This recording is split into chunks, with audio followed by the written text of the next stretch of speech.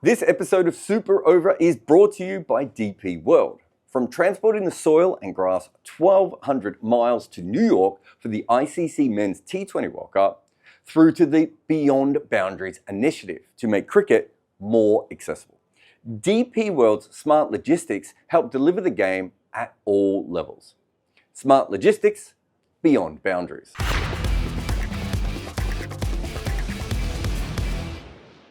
Welcome to talkSPORT Cricket's Super Over. Jared Kimber and Jeremy Coney here. Well, look, we can analyse, we can talk about wells of moisture and all sorts of things, but that was a fantastic day of cricket, Jeremy Coney. It was a great day of cricket. I mean, we had 15 wickets. We had 3 different distinct innings. End of India's first innings, the entire England innings, and the start of India's second innings as well. 15 wickets means basically what? An average of 5 a session. Yeah. So that means, of course, that the bowlers hold sway. They're in charge, in league with the wicket and so on. So that's always more interesting cricket when you've got that and things are happening all the time and runs matter. If you can get 25 or 30 or 45, you're suddenly making a difference in the game. So that's important, I think. And then we had that blistering 10 overs as well of batting when India just got absolutely put to the sword. I mean, so it there's was a wide range of cricket we saw today. It was a horrendous first session for India. Anyone Probably watching the that? most dominating session that one side has had That's at a any good one. time throughout.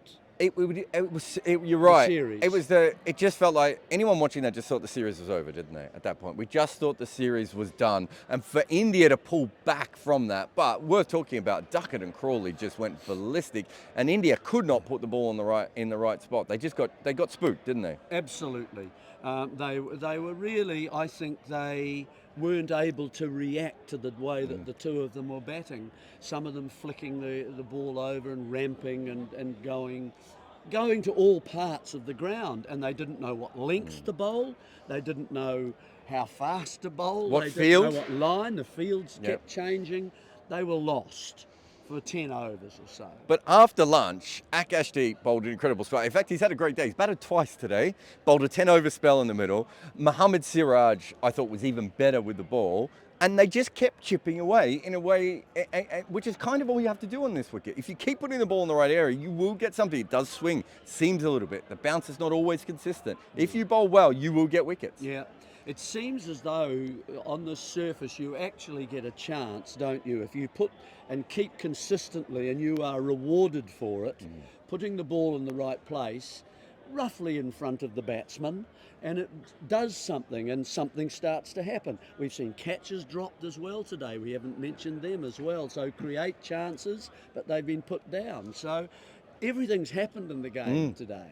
Prashi Krishna, I thought, he really struggled at times in this series, but he fought back brilliantly and bowled a very important spell. He just went back to his natural lengths, didn't he? In the middle session, in cohorts with Siraj, who got the ball to swing. I wondered whether Krishna would be able to bowl full enough today, but he seemed to cope with that quite well. Yeah. And he still hit the pitch quite hard. And he picked up important wickets too after Siraj had done his little thing. Yeah.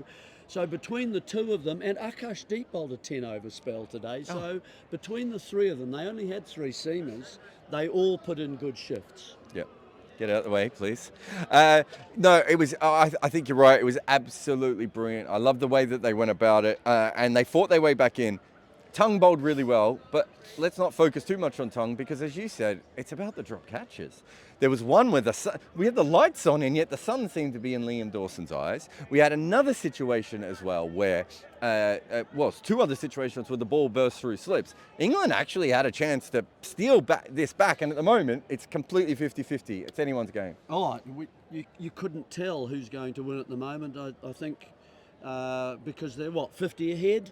Something like that. They're 2 down. They've lost to the number 3 and the opener. And so, look, I think it's all on tomorrow. We don't know. None of us know. They're still both teams. I think I said yesterday, both teams still in the game. Yep. And that's exactly what we've got, even though we've moved on quite significantly through the day. Yeah, a very fast-moving day of Test cricket, incredibly entertaining. It's worse, the first session on its own, if you just cut the highlights, would be about an hour and a half long. And we went for the rest of the day of also just having brilliant cricket being played. Right, we haven't even talked about JAISWAL's counter-attack at the end there. Sai Sudarshan falling over, defending a ball. As I said, Atkinson took a 5-wicket haul. Yeah. So much great cricket happened today. Let's hope it happens again tomorrow.